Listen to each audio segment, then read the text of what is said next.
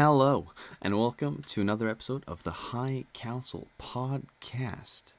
I am your host, Fernand, or Felix, or whatever you want to call me these days, and today we have one co-host, or special guest, or whatever you want to call him at this point. He's been on a few times, so might as well be.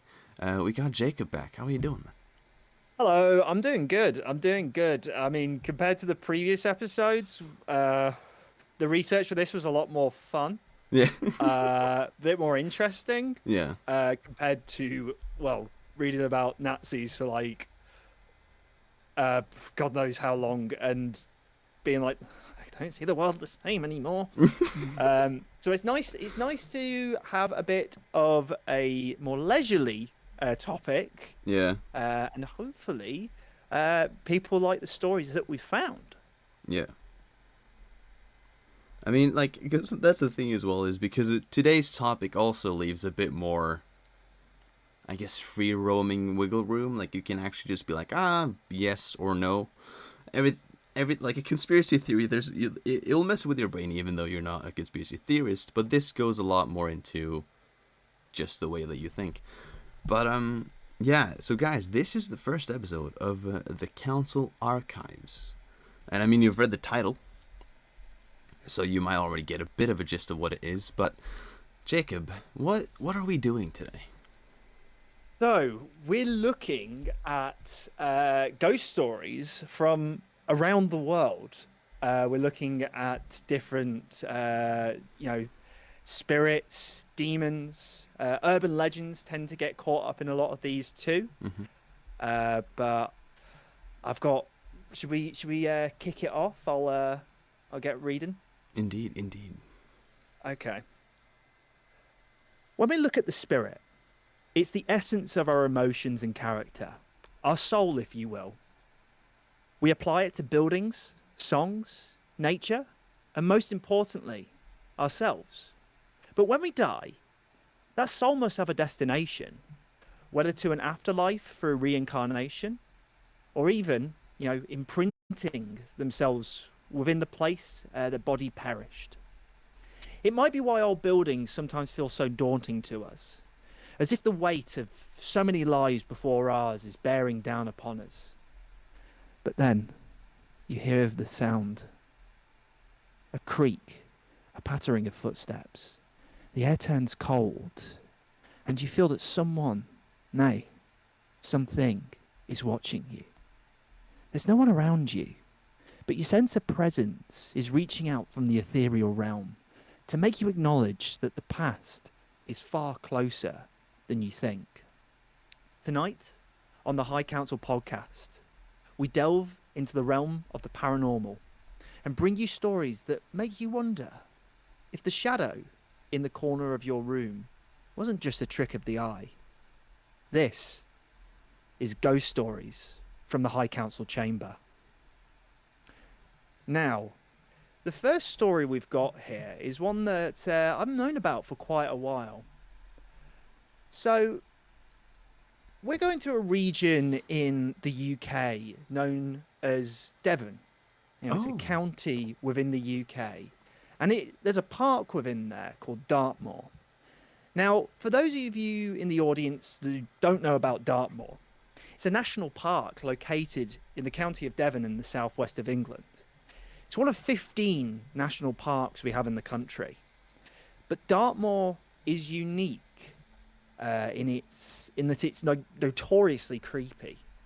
Mm. Strange mists can descend at a moment's notice, blinding walkers and drivers alike. The landscape in Dartmoor is bleak. Forests of gnarled trees dot the scenery, with vast, desolate moors that come together to make Dartmoor both uniquely beautiful, but also lonely. It's been the setting for much folklore that has been passed down through the generations that live within its mysterious confines.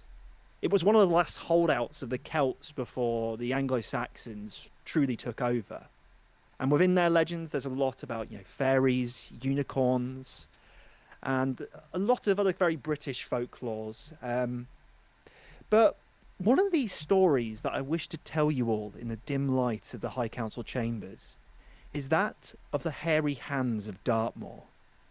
Now, there's a road that cuts right through Dartmoor known as the B3212.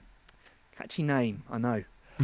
But it's the stretch of road between Post Bridge and Two Bridges where something sinister lurks, waiting until the cover of darkness to terrorize its victims.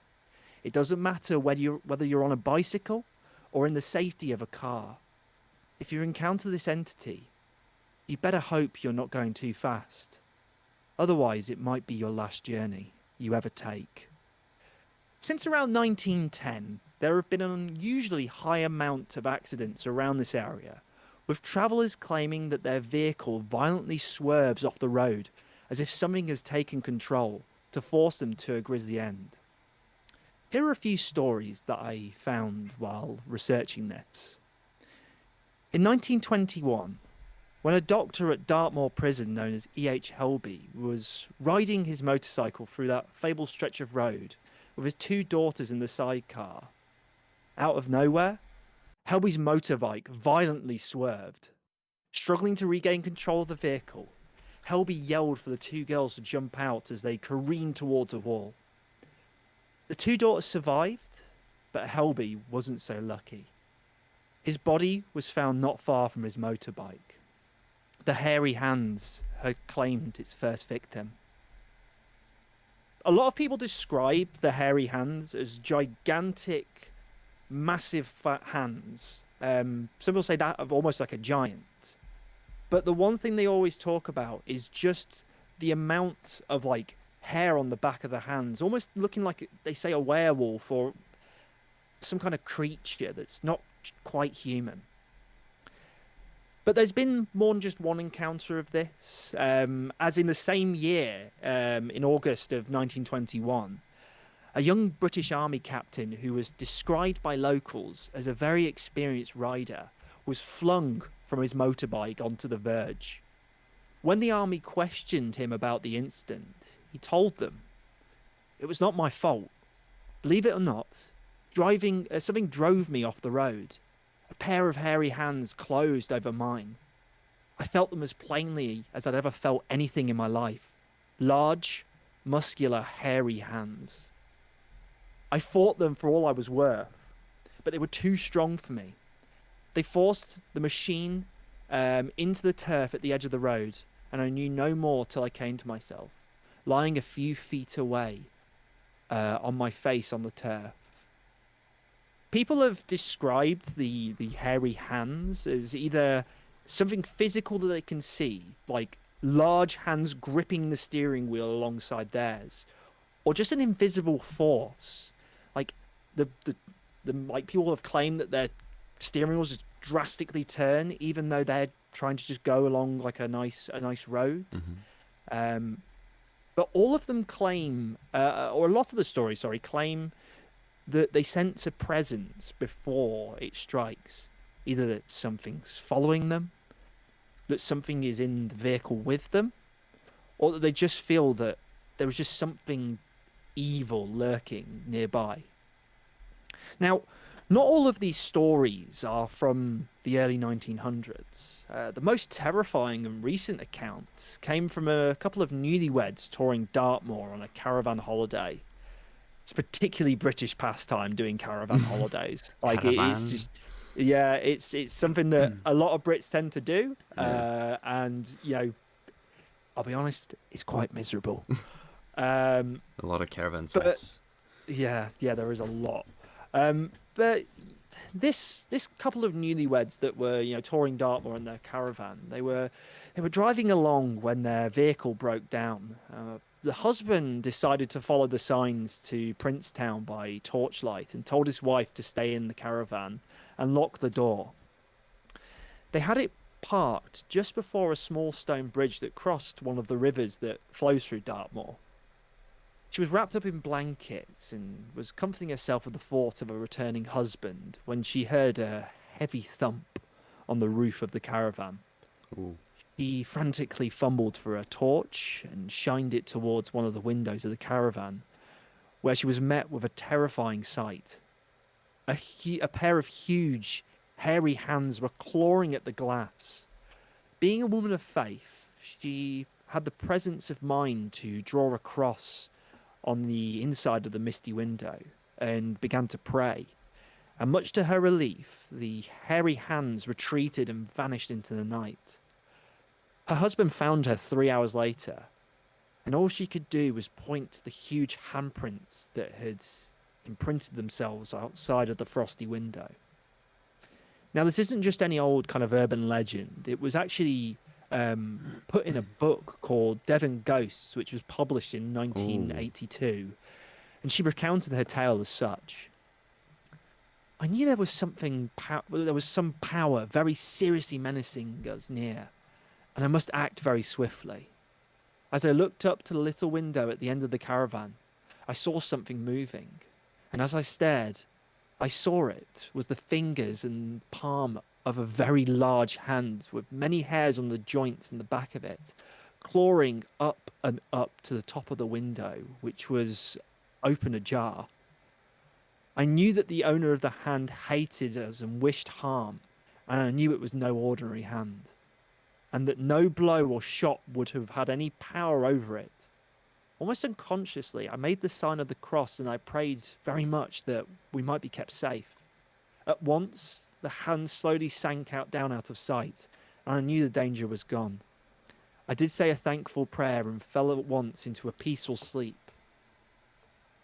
We stayed in that spot for several weeks, but I never felt the evil influence again near the caravan. But I did not feel happy in some places not far off. I would not for anything have walked alone on the moor at night or on the tor above our caravan. The origin of the hairy hands has been speculated for a long time. Some say it's a ghost of a prisoner who escaped the Dartmoor prison but perished while traversing the moor. The local council offers a much more mundane explanation, saying that the reason why people were swerving off the road was that it was an issue with the winding nature of said road, which tricks those not familiar with the area.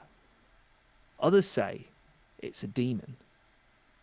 All we can take away from this is this.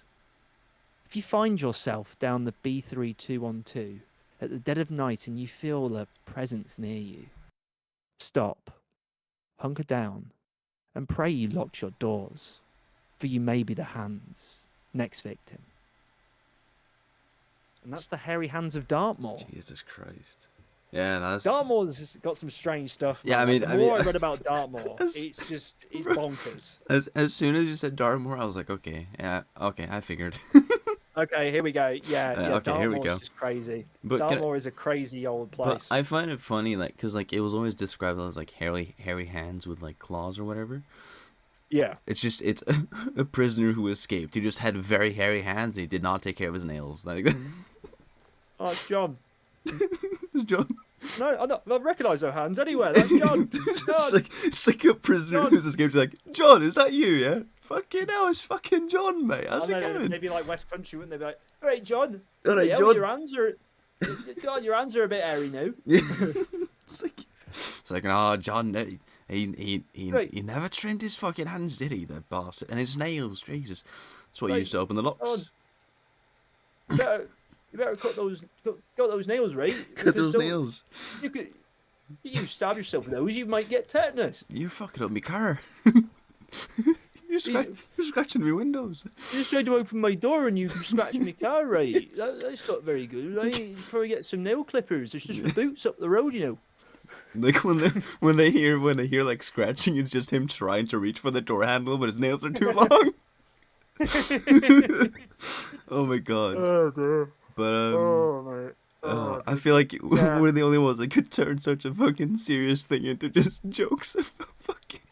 Yeah, well, I think it wouldn't be one of these podcasts without a bit of humour to kind of sprinkling because. But of course. Yeah, honestly, I could have picked about a million different like Dartmoor stories. Yeah. It's just one of those places that's just so like freakishly haunted, and so many legends like abound. Like there's even stuff about like the devil like haunts part of Dartmoor, and like Yeah. there was a load of people hiding in a church, and they were told like they were telling everyone not to look at it, Yeah. like look at the what was basically a horseman, like a guy riding the horse, and he was just Yeah. all black. You couldn't see his face, anything. It was I have a friend and who. one of the kids looked at the devil, and he apparently just leapt off his horse, Oh flew wow. over, took off part of the roof, and just carried the kid away Jesus into the Christ. night. Yeah. No, I do have a friend who she's like very like conspiratorial and like believes in Huh? everything, and she calls it devil more, which is funny. I'm just like I get it, but come on. She But what? She calls what? Sorry, the devil more? she calls Dartmoor for devil more because she's like Oh it's right. because she finds it so fucking scary. But Is she? Oh, she's extremely superstitious then. she's extremely superstitious. Like everything that's a conspiracy theory that you can think of, she's definitely gonna believe it or whatever. At least she's like, but but yeah, we should just do like a full episode where we just do a bunch of Dartmoor stories. Yeah, Dartmoor is just it, mate. It's nuts. Like I wish Yeah, I could go down there, like and explore it, but God, it's without a car or even with a car, it's like expensive to get down. yeah, yeah, Because of petrol prices. yeah. Thanks, Biden. Don't know why I'm cursing Biden though. But by the way, for the Americans, petrol is gas. Yeah. Yeah, it's gas. Um, Uh, yeah, but yeah, I mean, it's a lovely. It's honestly like with all the kind of scary stuff that surrounds Dartmoor, even with like all of that, it is like a lot of like kind of the rural UK. It's absolutely beautiful out there, and yeah, well, like. I mean, if you want to go down there and experience some scary stuff, yeah, just go down there at night and see how you fare. yeah. Someone, go down and send us a video of a. Oh my god. But yeah, But have you yeah, got little stories to tell us? I've got one that's it's a bit shorter, but Okay. you can also delve into a few thoughts about it. So, Uh-huh. um, this is the haunting of Rig 12, right? Ooh. Okay. So this is told from the perspective of the person that actually told this story. So here we go. This is from Reddit, but it's like from those one of those, not like the Got no telling, sleep. not like no sleep, but like Okay. it's one of the ones that's like actually like I'm telling my story, not making up a story type of thing. You know what I mean? Okay. All right. The ambulance company that I used to work for had a haunted ambulance, Rig 12. A lot of EMTs had stories about it, but I never put much stock in paranormal stuff. That is until I had my own experience with Rig 12. My partner and I were working in a rural company at 3 a.m. It was pitch dark and completely quiet. We were both dozing. I was in the driver's seat and she was in the passenger seat. I woke up to a muffled voice, and I thought my partner was talking. I told her I was trying to sleep and closed my eyes. I distinctly heard a male voice say, "Oh my god, am I dying?" Followed by a few seconds of heavy breathing. My partner and I sat up straight and looked back into the patient compartment where it sounded like the voice had come from. Things were quiet for a couple of seconds. Then we heard the click of an oxygen bottle regulator and a hiss as if it was leaking. I turned on the lights and we ran out the rig. I thought I I I I thought a transient might have climbed in while we were asleep. So we opened the rear doors. No one was there. I checked the oxygen bottles. Neither was open, and we didn't sleep much after that. Could you imagine, right? You're sitting in a Uh-huh. fucking ambulance, and then all of a sudden, you're trying to sleep, and then you hear from the back, "Oh my god, am I dying?" Yeah, that's kind of that's. Oh It's nah, that's a bit eerie. I can say for certain I don't really believe in a lot of ghost stories. Like I Yeah, just think that I think a lot of people tend to get a bit yeah, definitely. like paranoid when they're in the dark, Yeah, or like I don't know, but I can't help but sometimes feel like, yeah, as I said in the intro, that like buildings and certain like objects and places can have like a real like feeling to them. You just get this kind of yeah, there's almost this like vibe of something terrible happened here. And Yeah. well, like there is the whole thing that like spirits or like the kind of the energy Yeah. of a situation can Mm-hmm. like embed itself into places. Yeah. And well, an ambulance is like the perfect Yeah. place for Because that I because mean, there's it's definitely a lot of somewhere that is death. It's yeah. just if there's it's like life and death situations, a hell of a lot of stress, Yeah. very charged emotions and those kind of things, you know, according to like ghost hunters and you know paranormal researchers can inhabit those places. Mm-hmm. So like Yeah. I couldn't even imagine that if I like heard a voice somewhere and I realized that I was the only one in here and like I didn't Yeah. have like a radio or like anything playing, Mm-hmm. mate, I'd But I'd you shit see, myself but see straight that up. that's the thing that gets me about this one as well is like they're not alone. But it's like Hmm. usually it would be like, oh, maybe I was just dreaming that my partner was talking. But it's the fact that when they go and we both sat up straight, They both heard it. they both heard it, and at the same time they both sat up and they were like, what the fuck? Like That that's the is thing is like nuts. then you can't just go maybe I was dreaming because well you don't dream Yeah, together, yeah, do you? yeah. So it's like they both got up and like that's the part that kind of gets me about it. It's like the eeriness of like you're two people together and you both hear the same shit. Mm, And then like you yeah. just hear like the oxygen bottle like open up and as if it was Yeah. leaking. That's like oh fuck. Because like Mm, you know mm, it's an yeah. ambulance, so you know that there's probably someone that has died and said and uttered the words, "Oh my God, am I dying?" Yeah. Yeah, you do. That's that. That Those oh, it's giving me the heebie-jeebies now. but see Can we that's why I can love we this turn the lights story. on in the council chamber, please? Oh yeah yeah I'll get the I'm light getting a bit switch. scared now. That's what I love about it. It's like it's such a short story, but it still hits you as if it was a fucking like a long one. Yeah, yeah, yeah. Okay, I've got another one. Yeah. It's a bit of a shorter one, this one. Hmm. And we're moving from the kind of the west, the southwest of the UK, Hmm. over to the east of the UK in a county known as Norfolk. Oh okay. And it's the story of Blickling Hall. Blickling Hall is a rather stunning, stately home built in you know the Jacobin style of architecture, and it's Hmm. kind of situated on 5,000 acres of land. Like we have quite a lot of stately homes in the UK from like you know ages past where you know the royal family had a lot more prominence in our lives Hmm. as it not as much as it a lot less now than it used to be. But Blickling Hall has quite a big forest within it, and I'll just kind of read from this site that I found because this is one of my more short to go stories, Hmm. and couldn't really rewrite it in another way. So I'll just read this here. So, Blickling Hall is nestled into a beautiful estate. You can explore the grounds, and it's a rather historic place to see, and it's got quite a creepy past to it. Hmm. Now, Henry Tudor was one of the kings of the UK, and he had six wives, and most if you ask most British people, they might be able to tell you how all six of the wives met their ends, or well, five of them did, and it's divorced, beheaded, died, divorced, beheaded, survived. Mm, yeah. Uh, so we're talking about one of the beheaded ones here. So that lady is Anne Boleyn, one of the wives of Henry VIII.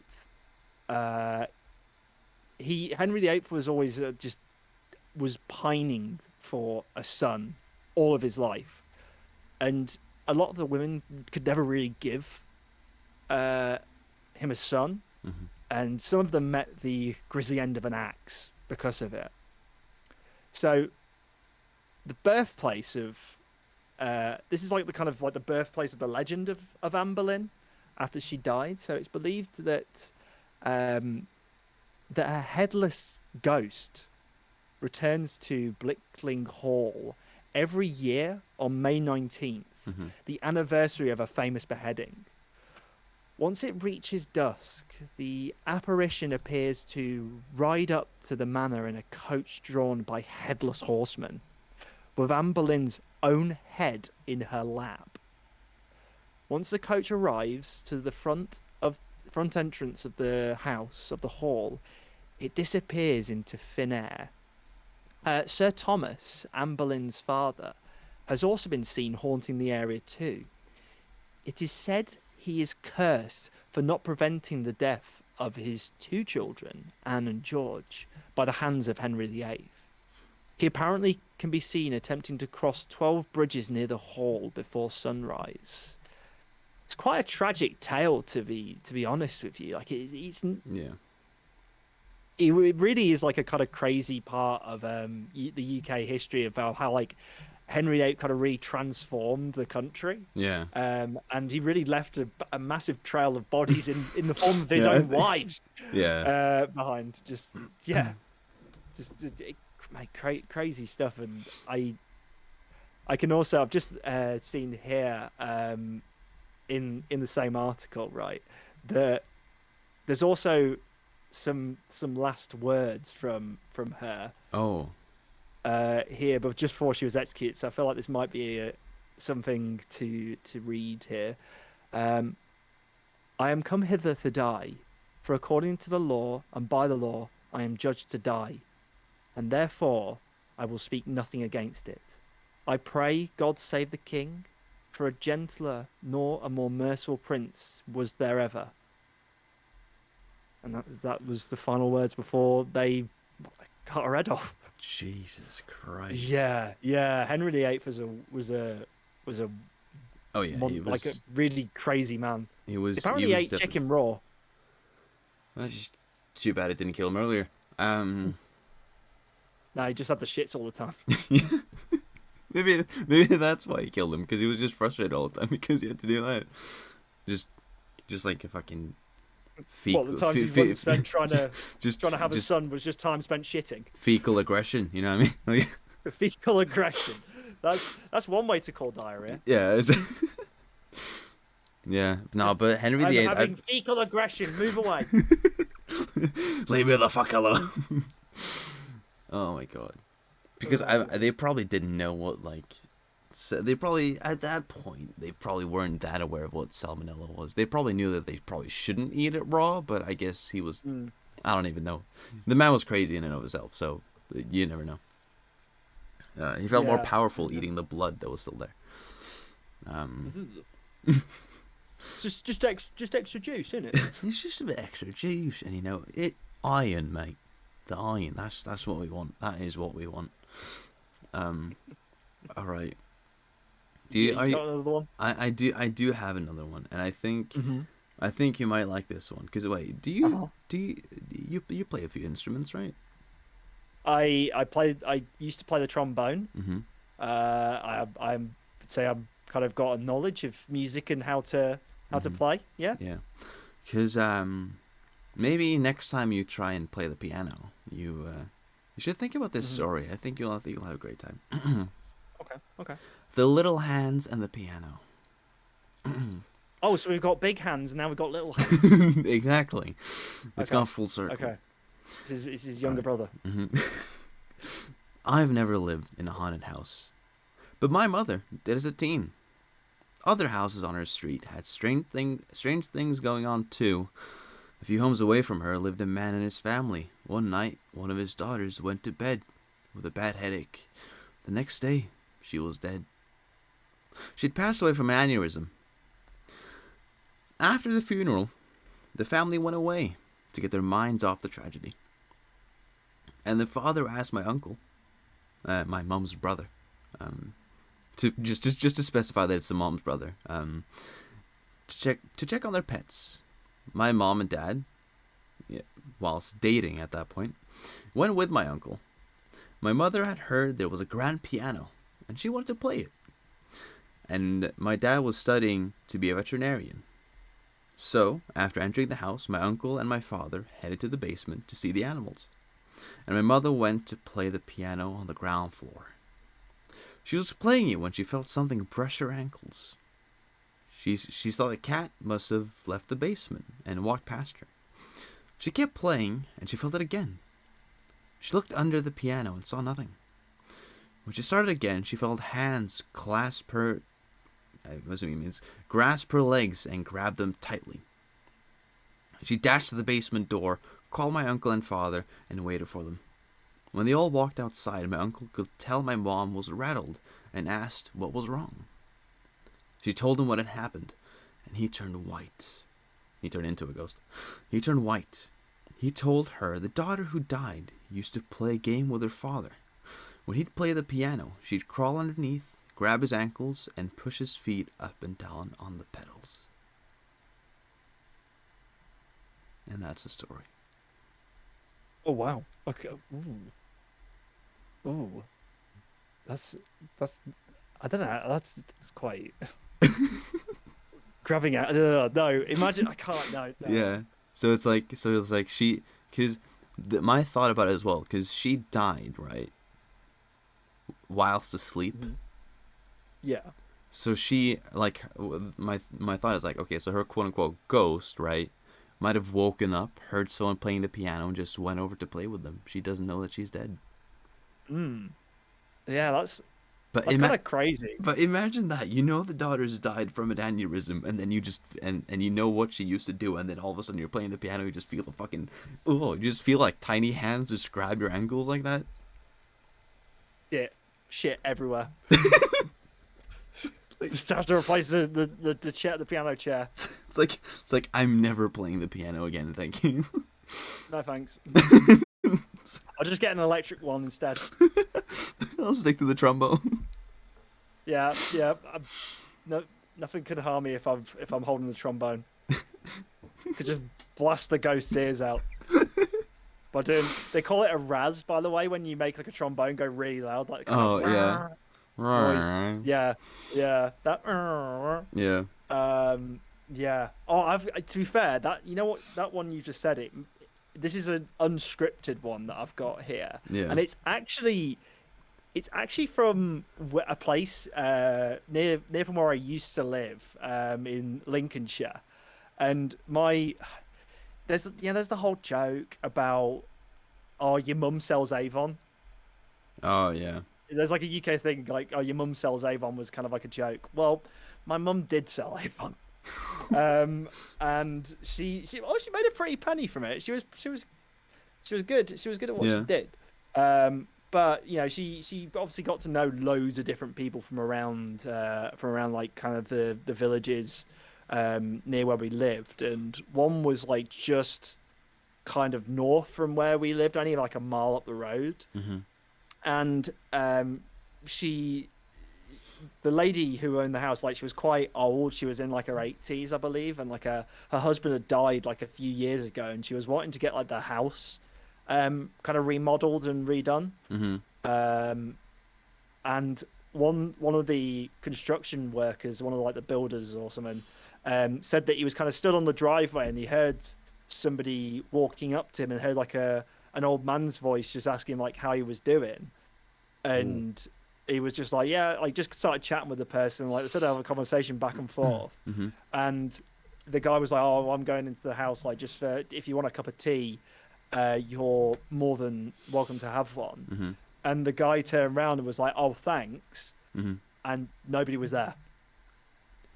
Bro. And when the guy when like the kind of construction worker told the lady who owned the house, Mhm.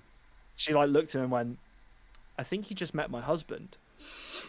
Bro. And like, she says that like she thinks that his spirit is still in the house. Yeah. And but like, it's one of those kind of things where it's like, you know, a lot of ghost stories are really scary. Yeah. But she says that like, every time she feels like that presence, it's Yeah. never scary. It's almost like a warming feeling. She Yeah. feels like her husband's still in the room, but it's like quite this warming sensation that she feels. This like happy feeling, which is, so it's quite sweet in comparison to a lot of the ghost Yeah. stories. It's like the guy died but just didn't want to leave the house. That's fair enough. That kind of I don't reminds want to me leave my of chair. I don't want to leave my fucking chair. it's my fucking chair. No one's having it. But here's another thing about that house, because it's a really quite old house. A lot of the houses around where I lived, a lot of them are like fairly old. Like we're talking like between the very late 1800s to early 1900s. Yeah, I mean, the house that I lived in was like over 200 years old, like the original kind of timber framing and whatnot. yeah. Um, but um, there was like one of the lady's daughters in that house I was speaking of. She said once she was walking kind of along the landing and about to go down the hallway, and she looked up and she saw like an old, like this like Victorian looking maid Mm-hmm. walking down, walking away from her down the corridor, um, going into like the lady's bedroom. But the strange thing about it was that like she couldn't see like half, like or a quarter of her legs. Mm-hmm. So it's like the dress and what she was wearing seemed to kind of like be in the floor. And what kind of transpired from that, or what we found out, was that like the floors used to be a lot lower in this house, and they'd some for some reason raised the Ooh, floors. yeah. So what she was technically walking on was what was originally the kind of flooring for that part of the house. So Fucking hell. that's an incredibly Yeah, very local story that yeah, I have. Like that just from like that little hands thing that you reminded me yeah. of that. Do you have any other stories you wanna Um, tell? I thought of one that I recall. Yeah. Um, which I think you would possibly have heard of. Go Because on. it's from the stories from uh is it wait is it from Norwich or something like that? Norwich. I think it's from Norwich, mate. Okay. Um, I just have to see if I can find it because but also, you know what you said about the man talking and then like in Hmm. for the tea and stuff and then turn around.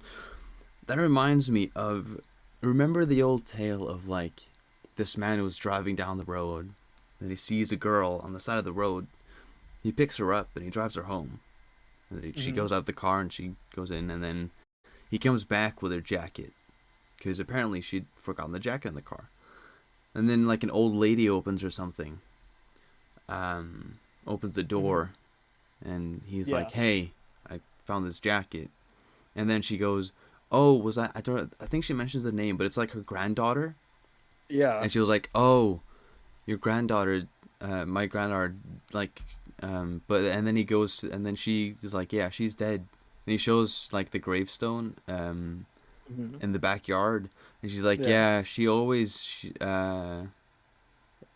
she always like brings people home to me or something like that." And I think what she explained was like there was one night where she didn't come home while she had to try and hitchhike home or something, and Uh-huh. she didn't get home, Yeah. and that's kind of like the story of like her hitchhiking with everyone trying to get home, and they see her when they pass her on the road. Yeah. Oh, okay. Let's see if I can find this story because Okay. the lady in gray is kind of an interesting one if I remember. The Lady in Grey. Yeah, There's always like I feel like a lot of ghost stories. It's always like there was a lady in white or a lady in yeah, grey or green or the lady with the red dress. Ooh. um, When I was doing my research for like this podcast, yeah, there was so many British ghost stories where it was like, and there's a lady in white or a lady in yeah, black, and she haunts the entire building or something. It's kind of like typical old like British stately home stories yeah. a lot of the time, and you usually find them on programs. I think it's called Most Haunted in the Yeah, UK. most haunted is pretty good. Yeah. I hate it. I find it really boring because it's Yeah, like because a lot of time it's not even just like any kind of encounter. Like they a lot of time it's just like there's like the kind of the paranormal or whatever it is, the medium or whatever it comes along. It's like just the silly man started does like this kind of like, I sent a woman, I sent something here, and Yeah. it's always like, oh wow, that exactly matches the ghost we were talking about earlier. No, yeah. I mean, like that. Um, That's where I kind of go. Is like I and find usually like I the find it woman like kind of one of fun to also, watch, but it's like I mhm, go, but not because I'm like this is believable, but because I just yeah. go. It's kind of funny to see like how dumb it gets sometimes. Oh, like the one of like it's usually there's always once an episode where one of them kind of stands there for a minute and then just starts kind of screaming and running around. She's like, I saw something, I definitely felt something, Yeah. and it's just like, give me something proper. Give me well, what's the American one? Ghost Adventures? There is something called Ghost Adventures. Yeah, I think it's the Yeah, same I think one. it's Ghost Adventures. Yeah, it's like Zach and whatever. There's like three lads. I know that's like it's American. It's like an American show, so it's Yeah, probably most definitely dramatized. But like, um, I'm there for it, man. I've yeah, watched loads of episodes of it. I would love to like use one of the stories, but like again, like some of them are just so short yeah, that I just yeah, yeah. yeah. They're a bit boring. Have you managed to find the story? No, but I found another one it sounds a bit yeah. It seems like it is kind of like a decent story. I'm assuming that Go this on. is we'll give it a try, and if it's not good, then I'm never using this website ever again. So, Okay. the ghost of Bellamy Bridge. Now this is from Marianna, Florida. Now I have family in Florida, so um, I hope they don't walk across this bridge. For a taste of a true haunting love, travel over this spooky. That's a great wording for a fucking scary story. Spooky bridge in Marianna, Florida, which has several ghost legends surrounding the structure. In the 1830s, Elizabeth Jane Croom Bellamy married local politician Dr. Samuel C. Bellamy. On their wedding night, her dress accidentally caught on fire, which covered the young bride in horrible burns. She initially survived, but eventually passed away. Elizabeth was buried along the banks of the Chipola River, and it was said that her love for her husband was so strong she couldn't rest.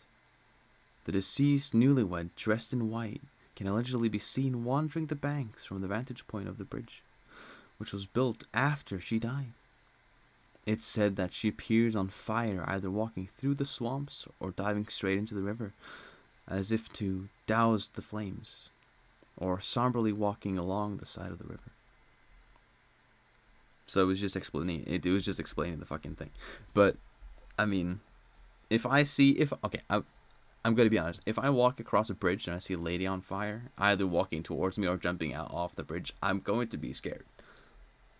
Yeah. But I mean, Yeah. that wasn't necessarily a ghost story. But I'm gonna be honest. It makes me not want to walk across that bridge. So what is this? Sorry, this bridge was in Florida? Yes, in Florida.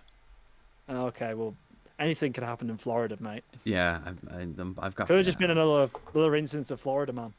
I yeah, newlywed Florida woman. Nah, but like that's the thing as well is like I've got my family in Florida, and like when I read all of like the like the stuff that's like Florida this, Florida that, I go, yeah, my family's from there, and it makes sense. It makes sense. Like they're a bunch of, I'm not gonna get into politics, but they're special people. Um, Okay, okay, okay. We can kind of start putting together what that might be, but you know, yeah. This isn't this ghost. This is a ghost stories episode, yeah, not a time to start moaning about not moaning about Florida. politics. Oh my god, Oh, that would be something else. Um, oh mate. we went through these a Uh, lot faster than what I thought we would, but oh no, no, it's fine. I've still got my other long one, but I kind of realized I had another tab open of Reddit open. oh yeah, Um, and you know, Ask Reddit it's always great. yeah, Like yeah, it's I mean, well, if you browse Ask Reddit on the regular, a lot of the time it's like, how do you have sex? yeah, How yeah. many No, boobies do but you like? Like Reddit has some. Men Uh, who have sex with older or younger women. What is it like? Aspirated definitely has some good ones. It's like and I'm kind of throwing shade at myself because I'm a massive fan of the shop I'm about to say, Yeah, but it feels like a lot of them are just people like kind of nerds gathered around in Games Workshop, like all pontificating what it might feel like to touch a yeah, boob. But it's a good it's good when you find like a decent thread like this one I've got. yeah. And just here's a random one. Haunted furniture. Not my story, but my mum's. Her friend called her and was slightly hysterical, um, that her house was haunted. My mum is a scientist and was very skeptical, but agreed to come check it out. The friend was adamant that either the house was haunted or she was going crazy, and in either case, she needed help. My mum arrives at the friend's house, and she begins showing my mum what she's seen. First, in the living room, there is a brass lamp that is shiny, so you can see your own reflection, and that of the kitchen behind you as you look at the lamp. She asked my mum to just watch the reflection in the lamp. My mother sees a shadowy man step out from behind the wall. She turns around. There's no one there. This phenomena repeats itself several times. Next, they go into the friend's son's room, turn off the lights, close the door, but leave the hallway light on. As she's looking at the strip of light under the door, very clearly, she sees the shadow of 2 feet step in front of the door. Open the door, no one's there. Again, this phenomena repeats itself several times. Lastly, they go lay in the friend's bed. She fluffs up the comforter and falls on the top of their legs. Very clearly, you can see the indentation of someone sitting on the top of the comforter. Oh, Flop up the comforter again. It happens again. All these events repeat themselves whenever she looked at them.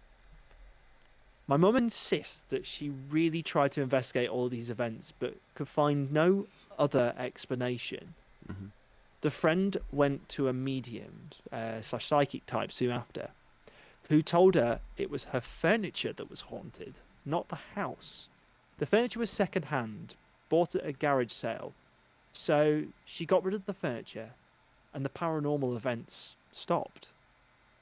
I like that it's not just like a house or like a location that can inhabit it. It can just be objects.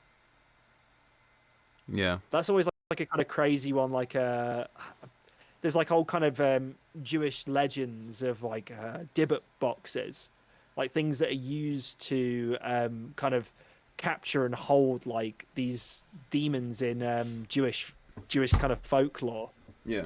Um, and yeah, it's that kind of stuff that I think intrigues me the most Hmm, for the fact that like oh well, it's not a building that's haunted. Like you could leave the building, but yeah, if somehow you brought that object with you, like the thing could travel yeah, alongside you as well. yeah, yeah.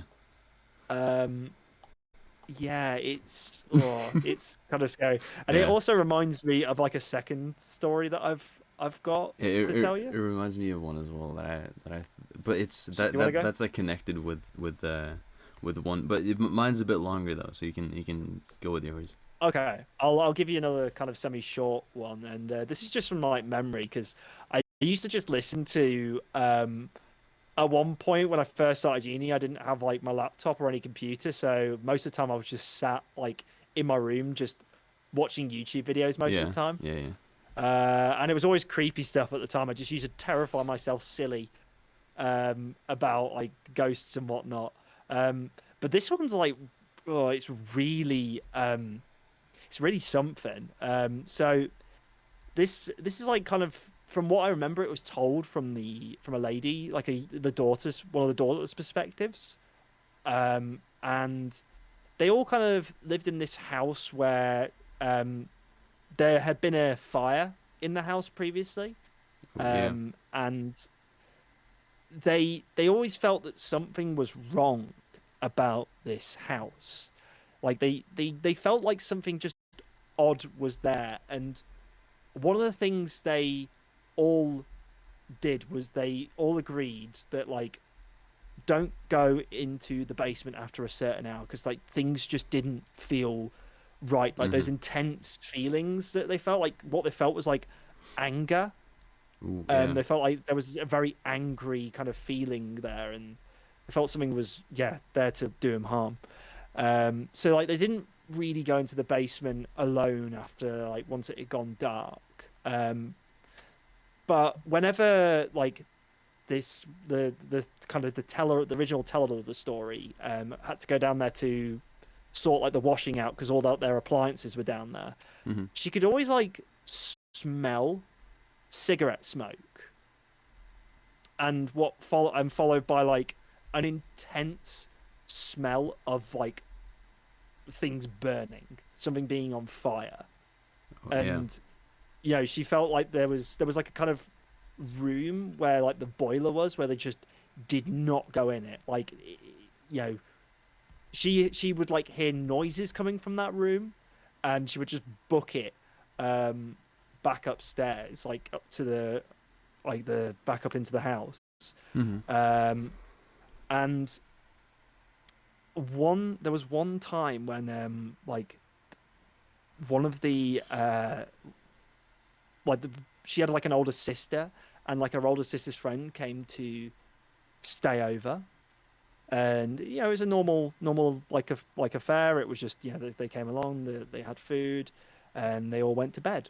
um but she awoke to screaming, just like abject terror Oh, yeah. coming from her older sister's room.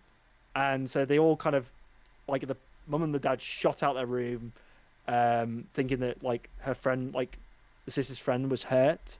Mm-hmm. And she was literally like basically wrapped around her friend, like the older sister, just crying her eyes out, couldn't get like a word in between like the sobbing. Oh. And it turned out like when she finally like felt better, um because she basically asked for her parents to be called to come get her, take her home. Mm-hmm. It was like 2 o'clock in the morning at this point, but once she kind of felt better, she wasn't as hysterical. She began to explain that when she said she woke up and she really needed to go to the toilet, and she was kind of sleeping on a blow up mattress Mm-hmm. by near the door, and the door was open, Mm-hmm. with kind of the dim light of the landing kind of illuminating it. Yeah, yeah. And so she got up and she turned to look down the hallway, and what she saw, crawling with only its arms and the back of the body limp, was a man burnt beyond recognition. This like bloodied, like visceral corpse, like Oh. singed to a crisp, just clawing its way down the hallway towards her. Oh, And Jesus. that's when she obviously woke up the entire house. Yeah. um but later on, like she heard, like the teller of the story, like heard what the daughter's friend had explained, or what sister's friend had explained. Mm-hmm. And she then went to her mum and asked about it, Mm-hmm. and she was like, okay, I'm gonna finally tell you what's going on with this house. Oh, shit. um so it turns out that the previous owner of the house was like this older gentleman, like in his like retirement years, Mm-hmm. and he was a very heavy smoker. Yeah. And what had transpired was essentially he was down in the basement, kind of in the boiler room, and he'd had a Mm-hmm. cigarette in his mouth, and something had managed to catch fire, and he'd basically managed to find himself locked in that boiler room, Oh, shit. and he burnt alive. And the daughter, like the teller of the story, the youngest daughter, was like, do you see him? And she was like, yeah, I see him from time to time. It's more like, she said it was like flashes of red. She's like a flash of red in the corner of her Oh. eye. And when she turned around, like nothing was there. But she said sometimes when she was like cleaning, and she said once she looked in like the reflection of something, and she basically saw like the man just standing at the foot of the stairs Oh, to the basement, just looking at no, her. I fucking hate that. And she said before any encounters or sightings, she would always smell cigarettes. Mm. So whenever she smelt them, she knew that like this man was around.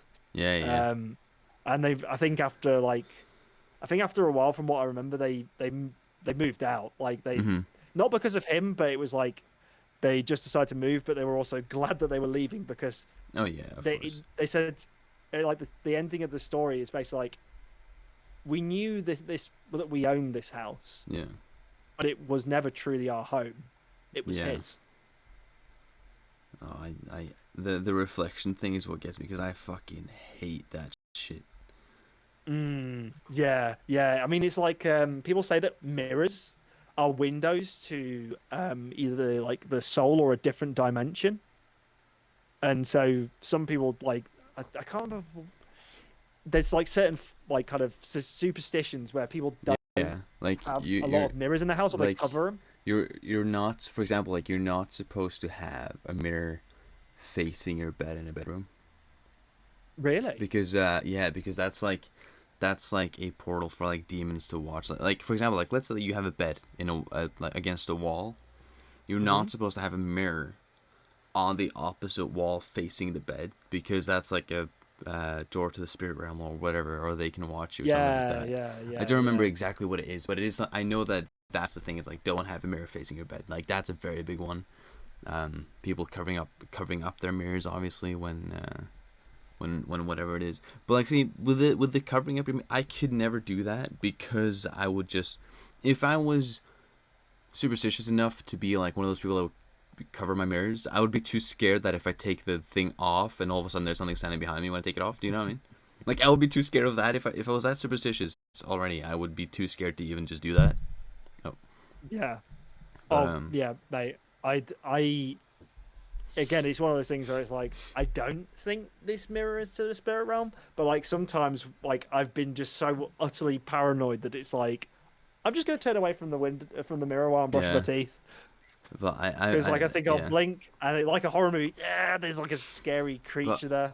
I have this one thing because so in my house, I'm my mom's house, right, where I am now. Yeah, yeah, We yeah. have I don't like being here alone Okay. because so downstairs is my living my no, my bedroom, my mom's bedroom, my brother's bedroom, and the bathroom. That's downstairs. Uh-huh. Yeah, And then there's a tiny hallway connecting all of it. And then to the left of this hallway is a staircase that goes up to the living room and the kitchen. yeah. Now, when you go up the staircase, to your left it's just a full wall, and on the other side of this wall is the kitchen upstairs. And then on the right Hmm. side, it's just like scaffolding or whatever you want to call it, a wooden one, right?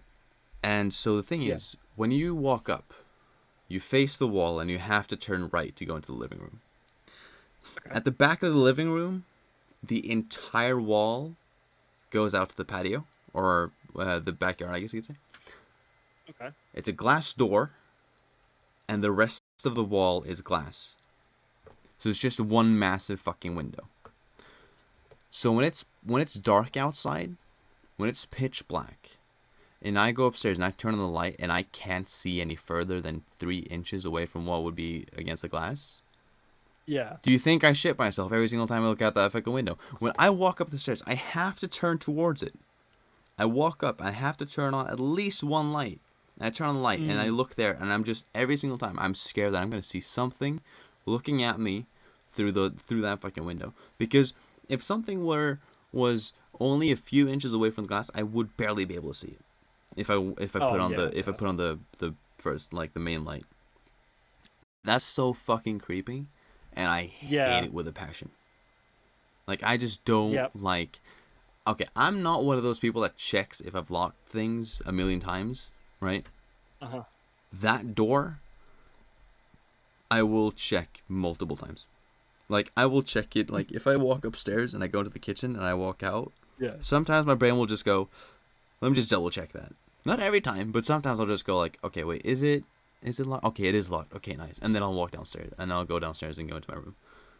And it's like it's the worst, and it terrifies me Just the thought of seeing something outside that window, Like whether it there be against the glass. yeah, just like whether it be a face, whether it be a mat, whatever the fuck, I just don't want to see anything looking at me through that fucking glass, like with their face against it.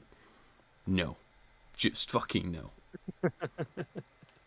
Um, Yeah, oh mate, it's one of my biggest paranoias that I ever had when I was living back with my parents. yeah. But like, I think it was because my dad at one point terrified me as a child. Like, Mm-hmm. I was like it was like September and like the school year was going to start again, but like they had this thing where only like the newest kids, like if for anyone who doesn't go to school in the UK, like secondary school is from the ages of 11 to 16. So like what they do is have like the year 11s, the 16-year-olds kind of helping like the year 7s, the 11-year-olds get Mm-hmm. used to like the school. Yeah. So at that point I was in year 9, so I was like 14, Mm-hmm. and I was still like it was about a week before I was meant to go back to school, so it was like bliss. Everyone else had gone back to school, like my sister and my two younger brothers had gone Mm-hmm. back to school, but I hadn't, and so I had free reign over the PlayStation 2. So I was just like smashing out Star Wars Battlefront and Oh, we Lego love Star it. Wars. Yeah, we love that.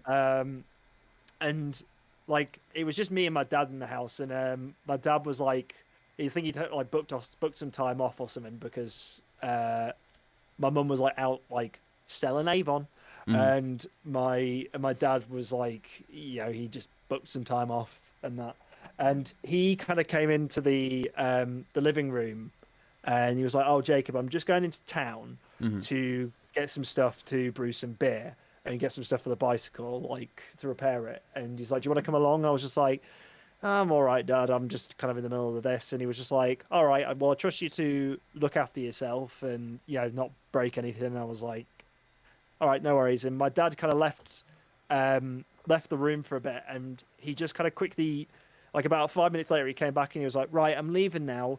Oh, and just a reminder, if you see a woman in brown rags, just ignore her, okay?" What the fuck? And then he walked off, and then as soon as the door closed, I was just like, That's "Turn around, don't turn around, don't turn around, don't that. turn around, don't Yeah, turn around."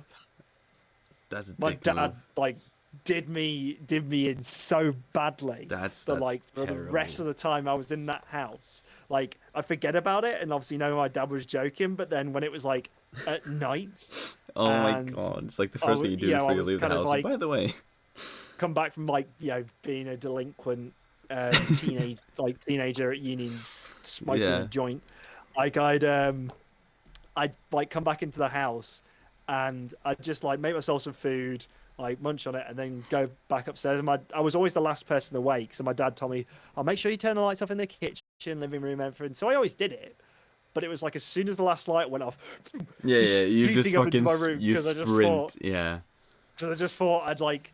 And obviously, if I at this point, I was old enough to like that my parents were like, fine with me watching like movies and whatnot late at night and yeah. everything because they knew I was a good boy.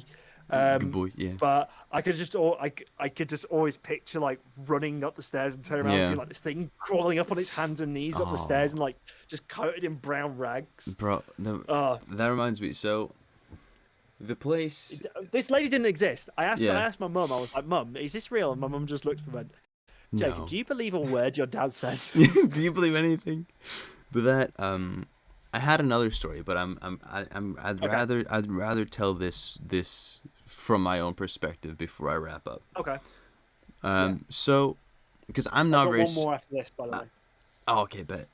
Because Yeah. Yeah. I'm not a very like superstitious person. I don't No. I'm No. not at all. Neither am I. But the place that we lived in before this, before we moved, so we lived in like the basement area of like what is it, 3-story building. So we Okay. lived underneath this Polish family, lovely people that we still have contact with, right? But so the thing was, the floor was very, I guess you could say, thin. Obviously, it would hold up. Like the dad is a few 100 pounds, like so he's massive, Yeah. but it held up everyone. Like it's not like that, but like we heard everything. Them Mhm. walking, them this and that, right? Yeah. Yeah.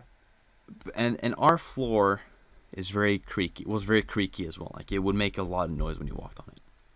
Mm-hmm. The thing is, so when you walk into the house, first you have like the wardrobe, I guess you could say, right?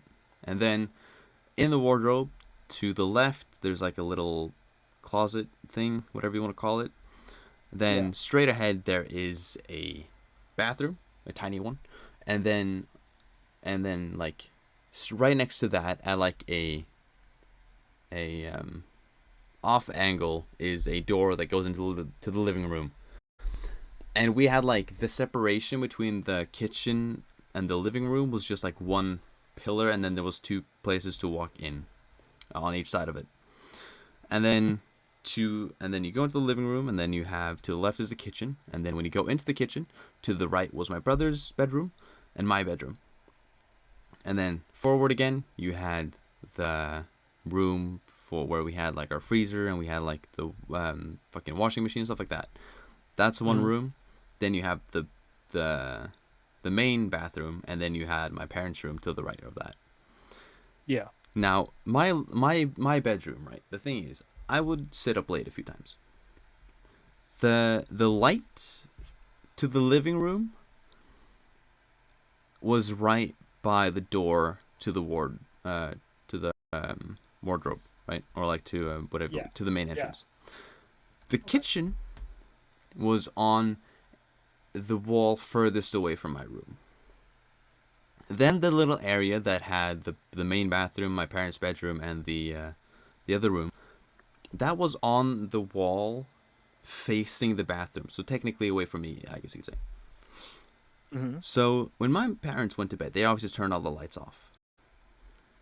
So me as a kid, when I would or like then what I would do, like if I sat up late and and all of the lights were off, I would open the door, and all I see is just whatever my light like lights up. I would have the light off in my bedroom when I was there playing. I would turn it on just to light up everything else. Yeah. Yeah. And then what I would do is I would like very quickly but very quietly, because the floor makes so much noise, walk very quickly to one of the bathrooms or whatever the fuck it might be, turn on the light, go in, and then I would go out and I would turn it off, and I would sprint to my bedroom because it was so fucking terrifying. Because everyone knows Mhm. that if you turn on a light, something can't get you. Yeah, exactly. No, but It's like it's just just that like kind of rule, it's isn't it? it's like, but I think the reason is because it's like it's so eerie because you can't see anything anymore. So then it can Yeah. like, Yeah. because like if the lights are on, like what's it gonna do? I can see it in a sense. But Mm-hmm. Yeah. at this point, nothing had really happened in this, right? Nothing had Okay. happened in this house that made me sketchy or sketched. But there was one time. This was um, probably last year that we lived there. I was so the thing is like this the wall that separates like the or like quote unquote separates the kitchen and the living room is like Mm-hmm. it's probably like 5 feet like wide, right? It's a very thin wall, but like in terms of like the width of it, it's like 5 feet or something, right? It's fairly wide, and I would sit on like these. It's not a chair, but it's something else that I would sit on, like a footrest that I would sit on, tie my shoes right outside the wardrobe in the living room. And so right in front of me is this wall, right? I'm sitting, tying my shoes. Now, in terms of hearing the people upstairs and hearing someone walk on our floor, you hear it very distinctly. There's a distinct difference. Now, Yeah. I was always the last person to leave the house. I was sitting there tying my shoes, and then I hear from what sounded like the area around like my parents' bedroom type of thing. So like a bit away from me. I thought I heard a very like one step and then a little bit and then another step. So like someone like very slowly walking. And then all of a sudden, from there to like this wall, Uh, I heard like super fast creaking in the floor.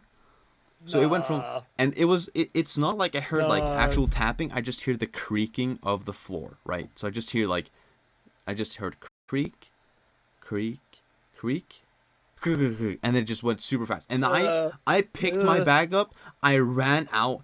And I locked the door. I looked in, didn't see anything, and I tied my shoes outside.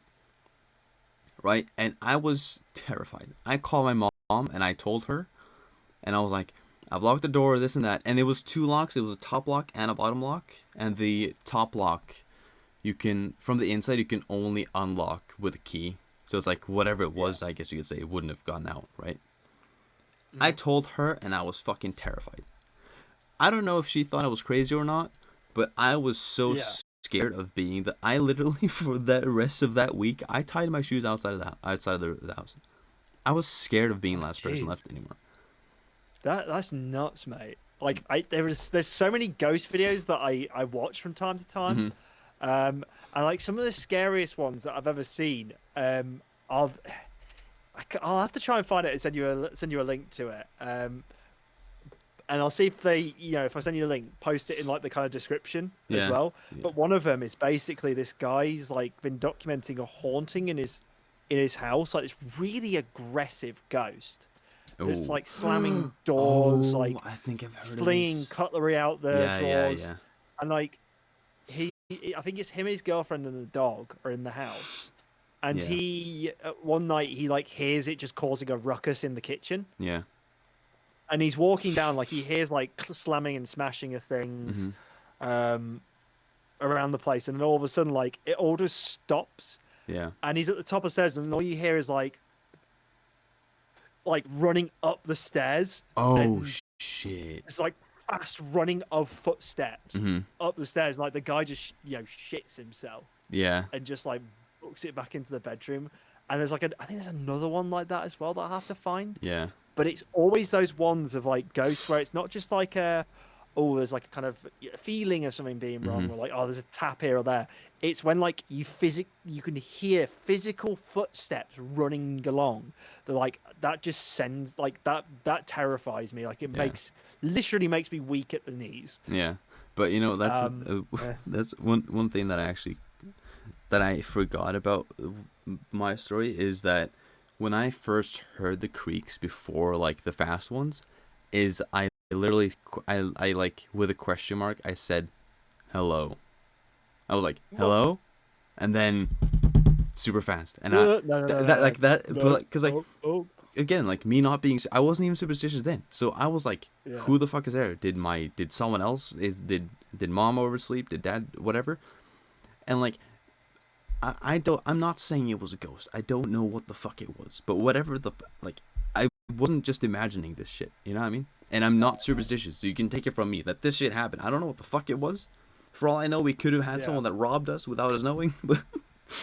But it just Yeah. terrified me. But like shit like that as well. Like I'm kind of like, to me, I'm glad looking back. I'm like, Mhm. okay, the fact that I actually just instinctively I didn't freeze. I picked my bag up and I ran out the fucking house.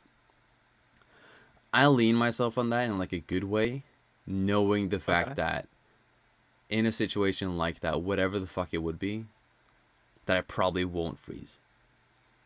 Cause like imagine like the guy that you just told, like him hearing like the tap the like the quick running up the stairs. Hmm. What do you think? Do you think that you would have stood like? Cause this is probably like what do you do? Do you run or are you gonna end up freezing? You know what I mean? Do you just freeze and just stand there and just you're not able to move without even though you want Well, to, you're trying to, but your just body just won't move. Like I feel like you don't know what you would do in a situation like that. It would be so yeah. terrifying. I mean, I've like managed to freak myself out pretty good sometimes when I've been cycling at night. Yeah, yeah. And I know for a fact that like on a bike, or like even when I've been like walking and it's been a little bit like Mhm. nighttime, that if I've stupidly just spooked myself, Yeah. I would probably start just sprinting. I would get running. Oh yeah. But But yeah. I've had that as well though, cause there is a friend of mine who lives like he lives like in between my primary school and where I used to live and where I live now, I guess. And next to Okay. him, they've like torn it down and shit now, but there is a house that was burnt down for years that they just didn't do anything about. I'm not sure when it burned down. A lot of people like there was like speculation, I guess you could say conspiracy theories about like it burned down in World War II or whatever. But what was like the biggest quote unquote known thing is that it burnt with people in it, right? So Ooh. apparently people died in it. Okay. And like whatever it was recovered. Like the bodies were recovered or whatever. I think it Yeah. was just a couple, or something. I don't remember because this is like years ago. Like this was primary school. I'm past high school now. So, but Yeah. Yeah. but I remember one time where I was walking to his.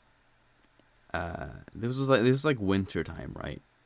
And and it was pitch black.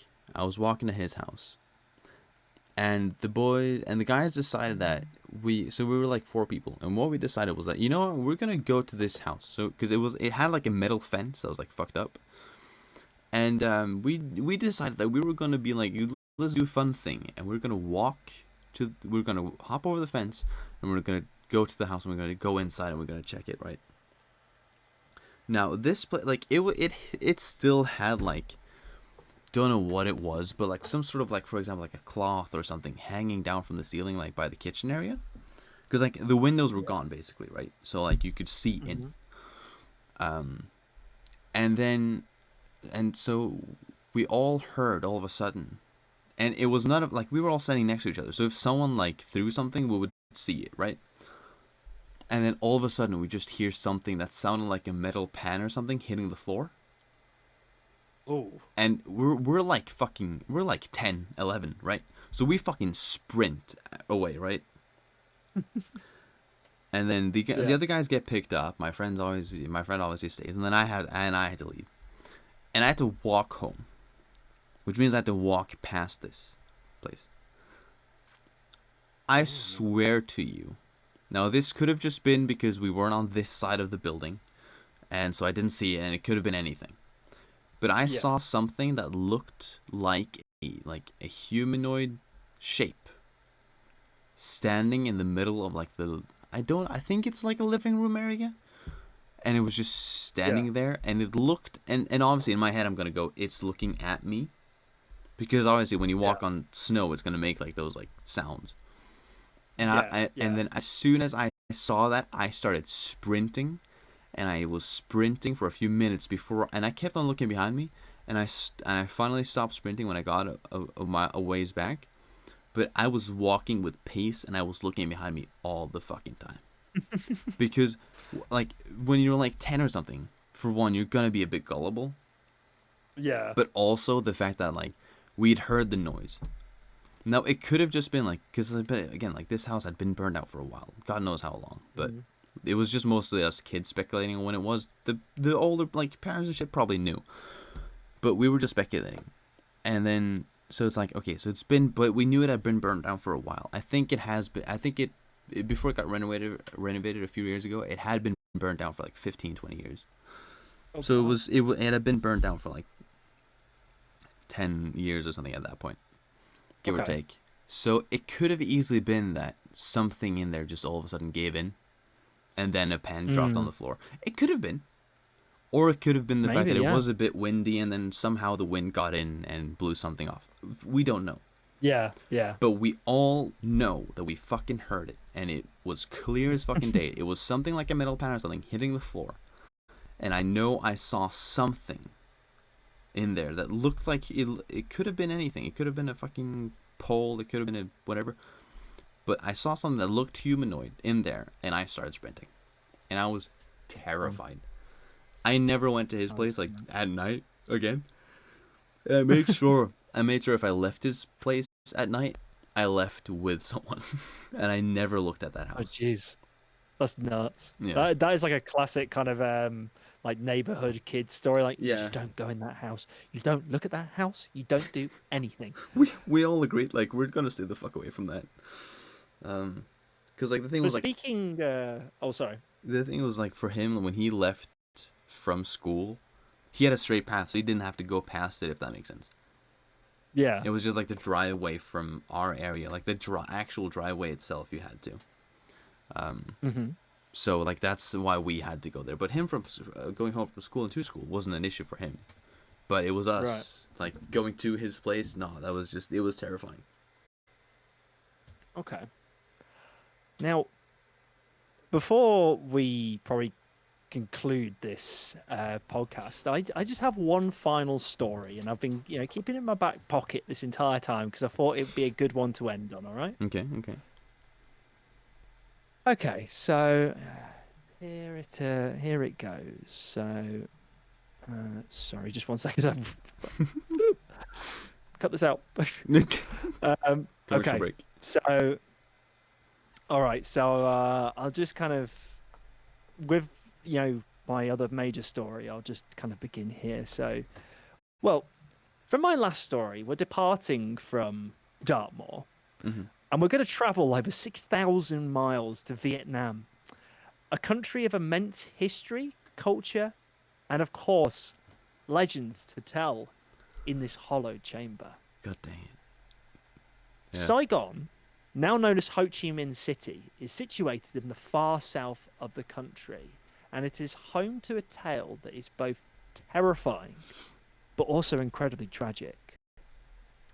It's a classic tale of how tragedy can lead to the ethereal realm seeping into the physical world. This is the tragic tale of Hui Tiu Lam. So I'm going to mess up probably a lot of the pronunciations here. So this one, so here we go. Hoi Bon Hua was a successful businessman from China that owned thousands of properties in Vietnam, with most of them in the city of Saigon. He was a real estate tycoon through and through, and he had the wealth to show for it. They built a grand mansion consisting of 3 buildings in the center of Saigon, which is now known as the Museum of Art. Hoi Bon Hua had 4 children, 3 sons and a daughter. The 3 sons helped Hua with the business as he got older, but not much is known about Lam. She was known for her stunning beauty and elegance. Rumor has it that Lan was the golden child of the family, and Hua adored her. During this time, around in the 1930s in Vietnam, there was an outbreak of leprosy, to which at that point in time, there wasn't any cure. When Lan turned 16, she began to, she just vanished from public and was never seen again. What transpired was she started developing symptoms of leprosy, which, if you guys don't know what happens when you contract leprosy, is that it slowly damages your nerves Yeah. and your skin begins to disfigure. I would say you could look at some pictures of people with leprosy, but I Yeah. think you'd have to have a very strong stomach for that. Yeah, probably. At the time, the disease was believed to be incredibly contagious, and even with Ha's every attempt to find a cure through any doctor or medicine man that he tried, it was all futile. Now, with leprosy, it because people thought that it was an incredibly contagious disease once someone caught it. A lot of lepers, as they are called, are ostracized or isolated from the rest of their community in order to contain the disease. And if one of your members of your family was, found to have leprosy, it was like a shame or like a shunning of your family because, you know, how could you let someone catch such a horrible disease? Yeah. So Hua being, and his family being very successful business people within Vietnam. And well, hell, it was very strange to have such a successful Chinese person within Vietnam. The family's reputation was everything. And so, as to not bring shame upon the family, Hua had her daughter, Lan, imprisoned in her room for the next few years. She was left there entirely alone. No one was allowed to talk to her, and meals were slid underneath the door. Alone and forgotten, Lan's condition worsened until she passed away in her bedroom prison. Upon discovering the body of his daughter, Hua was filled with immense grief. He had entombed her, or he had her entombed, sorry, in a stone coffin that remained in her bedroom, continuing her imprisonment even after her death. To conform with tradition, he held a funeral for Lan at the family's home. This caught attention of local tomb raiders who were unaware the casket being buried in the family's tomb was actually empty, and that Lan's body was still secretly in her bedroom. Since Hua's wealth was well known, being one of the most affluent real estate tycoons in Saigon, the tomb raiders assumed Lan's grave would be filled with beautiful and expensive items. Their discovery of the empty coffin, once it opened, it was shocking and infuriating. But more importantly, it raised an important question. Where was Lan?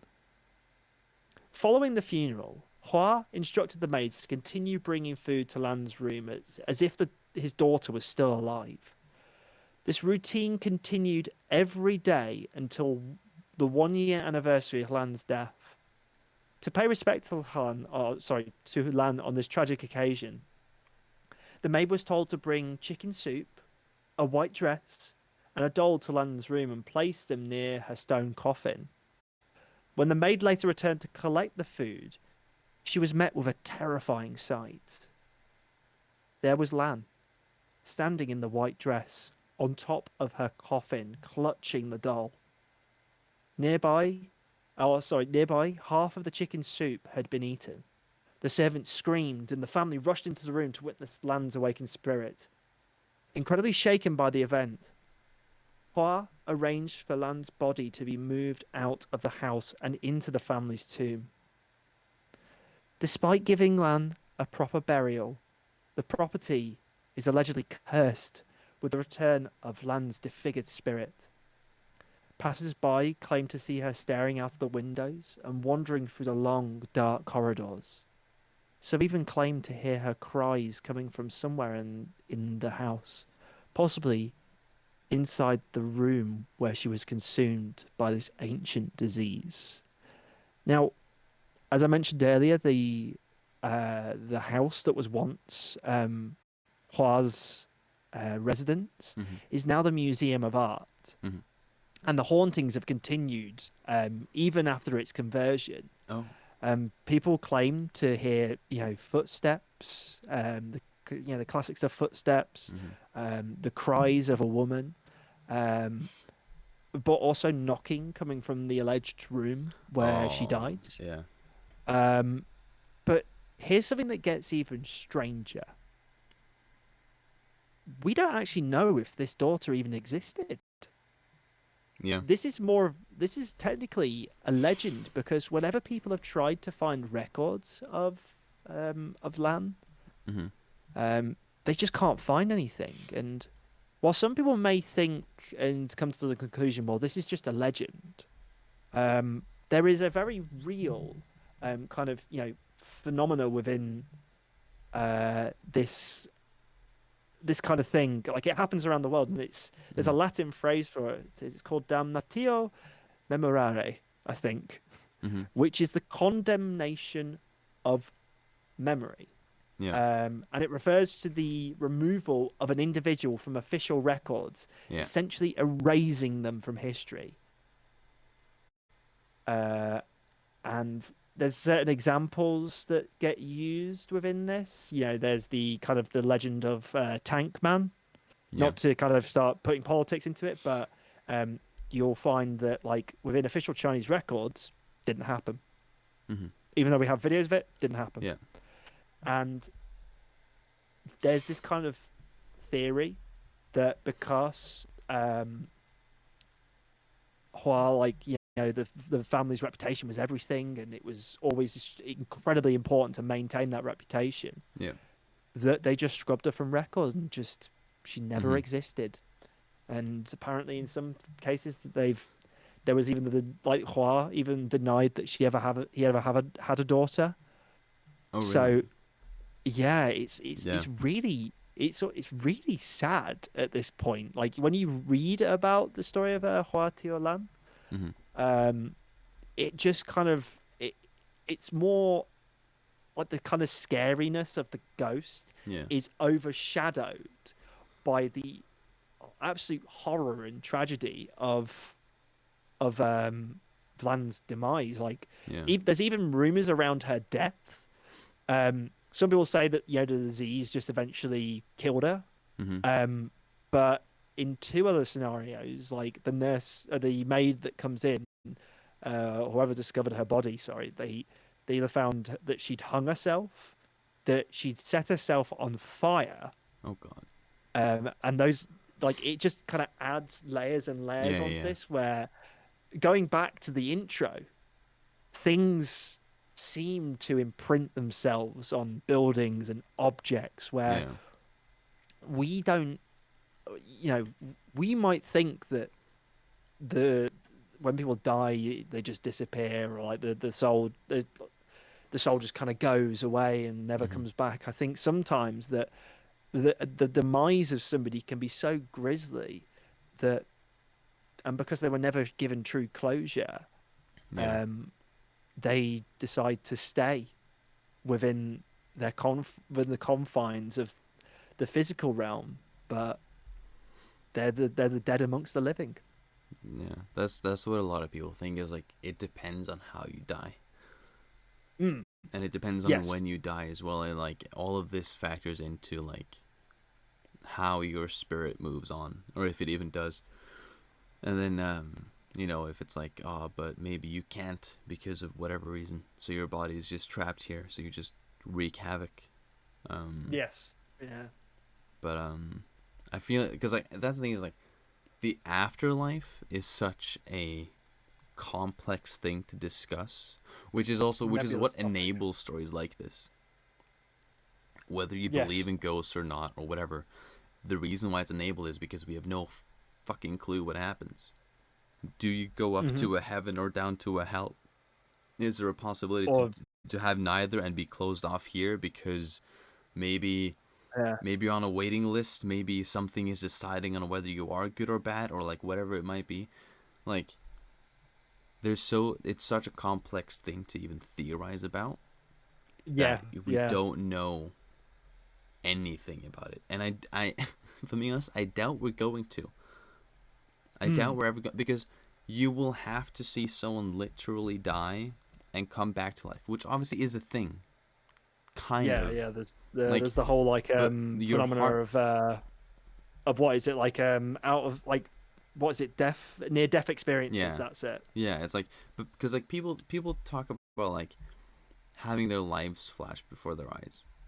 That's Mm. fair. That's just your brain going, I might die. I just want to go through everything. Yeah. but Yeah. but but also a lot of people think like that's just your brain scrolling through everything to find a solution to what's going on. Okay, my car's about to crash, going through, is there anything that I've had before that could help me to survive this? that's Mm. that's like that's like the more quote unquote scientific reason, what they think it is. But it's like, Yeah. but And like they when, say that when people die, yeah, right, or when they have these near-death experiences or whatnot, or like they die and then come back to life, or they're yeah, in a coma, they apparently allege that like, or they know that within the amygdala in mm-hmm, your brain, mm-hmm, that it does kind of naturally produce a form of like DMT, yeah, natural like DMT within your brain, and like that's sometimes a theory about why that kind of these kind of visions can happen, mm-hmm, which, well, hell, my brain's my own plug. Hell, I need to hit it up. yeah. um but it's like, because like people Sorry. people go no, no, but like people go like as well, it's like, well, their heart stopped, so that means they're dead. So what did you see? But no, like your heart stopping doesn't mean necessarily that you're dead. That's why we can kickstart someone with whatever, or like perform anything, is because of the fact that that's Yeah. not death. When all of your systems shut down, like genuinely shut down, that's when you're dead, right? The brain's the last thing to like Yeah, die, like I've heard. when your brain shuts off completely, that's when you're dead. because Yeah. that's why like in most zombie movies and stuff like that, why, or like the Walking Dead and stuff, that's why like it's like you go for the brain, is because the brain is what the only thing that's like, that's the last thing that has to go, right? That's why Yeah. Yeah. like okay, I'm gonna refer to my military training, right? Okay. When if you were gonna shoot someone, they're holding a hostage, they're holding, whether it's a gun to their head or whatever it is. Okay. Yeah. You might think, okay, if I go for headshot, then that's clean, like we're fine. Not really. It depends on where you hit on the brain. If you Yeah. hit Yeah. if you hit the main stem, the teeny tiny thing in the back, and I know exactly where you have to hit that perfectly. If you hit that, you're fine, because the body Wiped will out not have completely. any reaction. That's instant shut off. Yeah. Then the entire, but if you hit anything else, that's still active for a little period of time, which might end up pulling a trigger as a jerk reaction or Yeah. The whatever it nerves are is. like firing Yeah, off like one final the time. the the Yeah. the Yeah. nerves will have a shock. And so that's the thing, is like, heart stopping doesn't mean anything. And when your heart stops, you will probably just see black, because Yeah. you're you might see something else. You might enter a sort of quote unquote dream state, but you're not dead. Hmm. So if someone's heart has shut off, that doesn't mean that they know what's in the afterlife. It's their brain that has to shut off. And when your brain Yeah. has shut Yeah. off completely and there's no way of restarting it, that's when you're finally dead. Is when there's no nerves going around in your brain, nothing is moving around up in there. That's when you're dead. Yeah. When there's Yeah. no activity in your brain, because that's what's keeping everything going. Like that's like, and like when you sneeze, your heart literally skips a beat. So it's like Does when it? yeah. So Oh. that's why we say bless you, is because your heart skips a beat. So it's like, Okay. so when you sneeze a bunch of times, your heart skips a bunch of beats, right? So your heart basically stops multiple times. You're not dead, are you? You just sneezed. Yeah. Yeah. But it's your brain function that keeps you alive. And Hmm. that's why like a Yeah. lot of Yeah. people go like but that's the part of flatlining. The reason why people go to like, oh, they're dead then, is because of the fact that there's no blood going around. And when there's no blood going around, there's no blood going to the brain. So yes, you're not, slowly but surely you will die. But your brain still has blood and activity going on. But Yeah. obviously, the longer the heart's off, the less the brain's going to function. And the Yeah. brain is Yeah. also the hardest thing to recover.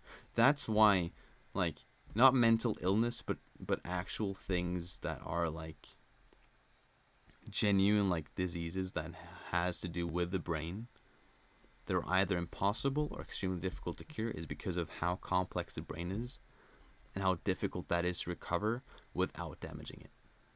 Yeah. Yeah. That's like how important the brain is, and that's why your brain is more important than your heart, like technically, is because of that. Like your brain will still go after you die. If you get shot in the heart and that's you quote unquote dead, your brain is still gonna be active. How that happens, I don't know. Whether that it be your entire life flashing ahead of you, and that's what your brain does with the last moments, fuck knows. Nobody does. But that's the part of it. And that's also why people go to like how like ghosts and spirits work, is there's still like part of that subconscious in your spirit, because that's where it's kind of stored. A lot of people think is like it's in your body, but your brain is what kind of keeps you going. So it has to be something up there. So it's like your spirit, whatever it is, it's like it's gonna relive something. Or why Hmm. people, have you heard of that kid that drew the Titanic when he was like 2 or something? No. No clue. Okay, so there's this kid. I don't remember the full story. I read about this fucking ages ago. This kid drew the Titanic and said some story about the Titanic. He was too young to even know what a boat was, basically, right? Like we're talking 2 or 3 years, Hmm. like a very very small kid had drawn multiple images of the Titanic and and like kind of like told about like this is that, that's that, and stuff like that. And so obviously the first theory people go to is he's like his soul or whatever, one of his previous Spirits. lives was on the Titanic. Right. Ah, that's like, yeah, the whole ESP stuff, extrasensory Yeah. perception. Okay, maybe we should do an episode on that next time, like some like kind of phenomena like that. Maybe. Oh yeah, a phenomenal episode. I That's mean, a shout. we.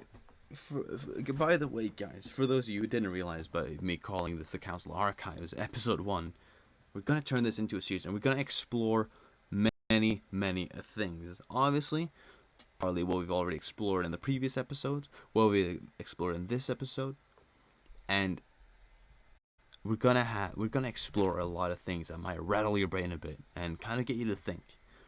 And phenomena is definitely something to delve into, because that's Yeah, also something that's really complex and really something to kind of like really delve into. yeah, get your teeth stuck into it. Yeah. Mm-hmm. It's, Well, it's really something that you can take a massive bite out of and still have more left to eat. mm, All right, mm, but that's I think that's a good place to end the episode. We went a bit off the rails mhm. at some point. They're trying to look for some stories, but we had a good call going still. But that is a pretty good first episode, I would say, of the Council Archives, guys. Thank y'all so much for listening to this episode. We're really fucking excited for this to get this series going. It's definitely something that me and Jacob are both very interested in. We're gonna get some of the other guys on a few episodes here and there. So this should be a good thing going. Should be a really good thing going. We're gonna mix and match a bit here and there. Um, Try and have, one might be, as we just talked about, phenomena. One might be some more conspiracy theories. You never know. You never know. But Mm. thank you all so much for listening to this episode. It's been great having you on again, Jacob. Um, Thank you very much. so, but yeah, we'll catch you guys on the next episode of the High Council podcast, and you'll catch Jacob and me on the next episode of the Council Archives. And remember, ghosts, they could be real, they might not be. But next time you hear that creak in your floor, just keep your eyes on it. Because if you turn around and then you turn back, you never know. There might be someone standing right there, and you won't know what to do.